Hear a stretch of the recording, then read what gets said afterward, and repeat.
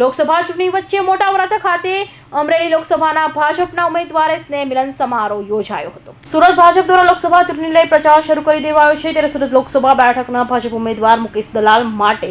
ઉત્તર વિધાનસભા સમાવેશ વોર્ડ નંબર 12 નાણાવટ, મૈદરપુરા, કુબેરનગર, સૈયદપુરા નો મોદી પરિવાર સભા કાર્યક્રમમાં યોજાયો હતો, જેમાં ઉત્તર વિધાનસભાના ધારાસભ્ય કાંતિ બલ્લડ, સુરતના પૂર્વ ધારાસભ્ય અને દંડક અજય ચોકસી સહિતના મોદી પરિવાર સભામાં હાજર રહ્યા હતા।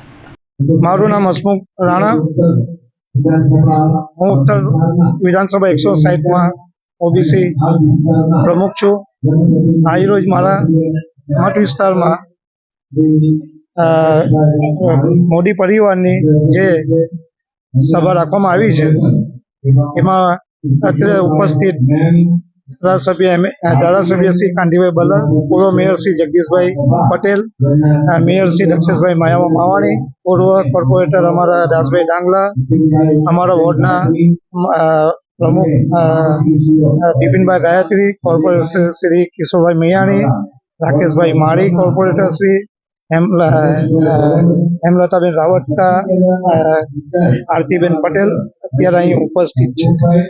અને સારી રીતે અમારે અત્યારે અહીંયા બધા કાર્યકર્તા મળીને એક સારી સભાનું આયોજન થયું છે અને સારી રીતે મોદી સાહેબને હવે અબકી બાર 400 પાર જેવો અમારા મનમાં એક ઉત્સાહ છે કે મોદી સાહેબ ફરીથી એકવાર પાછા હિન્દુસ્તાનની સીટ પર પાછા સંપૂર્ણ 400 પારની બહુમતીથી